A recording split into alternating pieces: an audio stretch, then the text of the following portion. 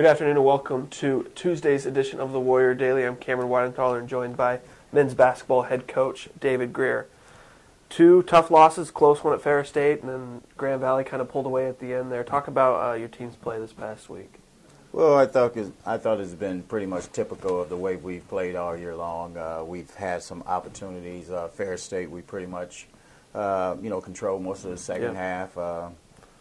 Pretty close first half there. Got up 7 points in the second half, and had a couple back-to-back possessions where we had bad turnovers, could have increased the lead. And again, they came down and they made plays down the stretch, and they just crushed us on the offensive boards. 22 offensive rebounds, and that was really the difference in the game. And they got to the free throw line and pretty much dominated in that facet. So, and a lot of those were 50-50 balls that we didn't get, and you got to give Ferris credit, and we didn't make the plays, and they did.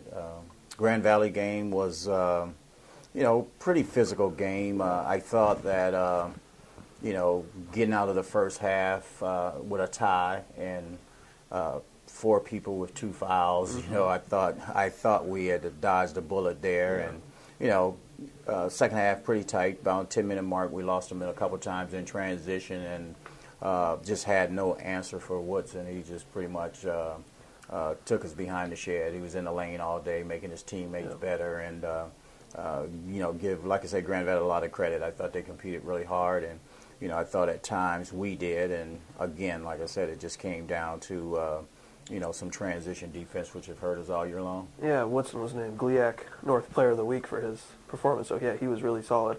Ton of close games this year, and I imagine Thursday's probably going to be another close game because that's just what we do. 1-5 in games decided by 3 points or less. Talk about what that means. It's not like you guys are getting blown out, but it's that last 5 minutes of a game that needs to be the last hurdle for you guys, it seems like.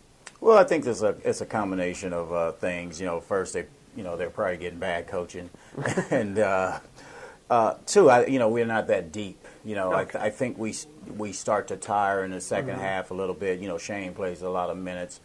Brian Coleman plays a lot of minutes, and so I think we start to tire, and I think we mentally start to give in a little bit. And again, it's just come down to the fact that we just haven't made the plays. And I think if you look at most of the teams in the GLIAC this year, quite a few of them have had 1-point games. Even Lake Superior State, which is a very good basketball team, they've played quite a few one-possession games, but they won them. So it's a big difference. And a lot of times when you get in those 1- and 2-point games, when you win them, your confidence level goes up. Yeah. And when you lose them, you start to play not to lose. And I think at times we've done that. We played not to lose. And then lastly, you got to have somebody who can close the game. You got to have somebody that want the ball and make the plays at the end.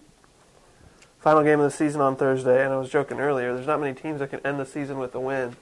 Obviously with the one-and-done tournament style. Talk about how important it is for you to end the season on a win and just leave that good taste in the seniors' mouth and the rest of the guys too.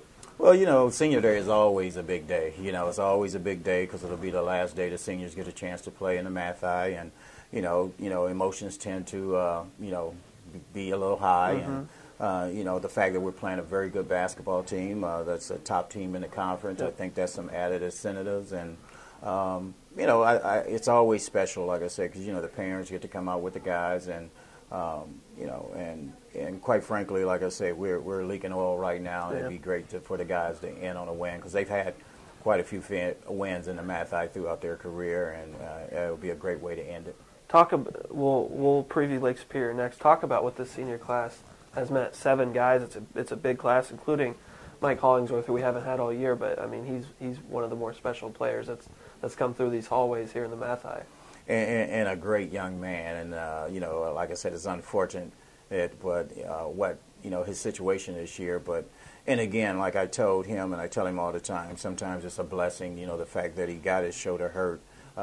Is one of those situations where he may have not have known about his condition now, but he's got so much ahead of him, and he's got so much to offer other than just basketball. And Gerald Williams, Taylor, Brian Coleman, those guys came in together, and those guys have been part of some pretty good basketball teams. And Dion Dismute came in with Mike Hollingsworth. Both those guys ended up redshirting, and Jamar and Ragland and Mike Martin, those guys came in together. So it's been a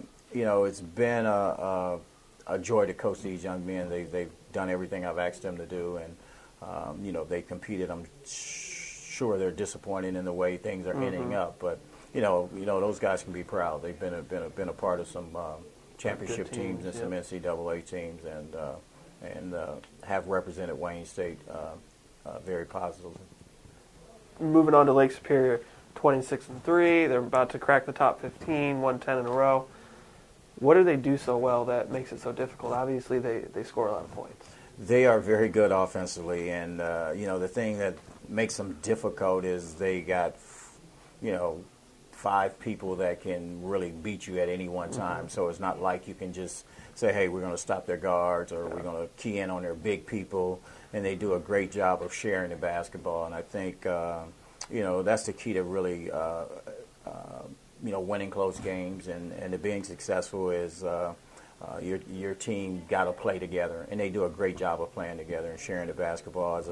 You can tell by their assist to turnover ratio, and I just think that they were prime. They knocked us out the tournament last year. They ended last season on a roll, and it just kept building, and they played a boatload of games. They've been in some exempt tournaments, and they won those games, and just like I tell our guys, winning is contagious, and so is losing. So they're just on that roll. Yeah. Well, I'm looking forward to a solid win to end the season. It'll be a good one, I'm sure. Thanks for the time, Thank Coach. you, Cam. Thanks for watching this edition of the Warrior Daily. We hope to see everybody inside the Math High Thursday night as the Warriors host the GLIAC #1 seed Lake Superior.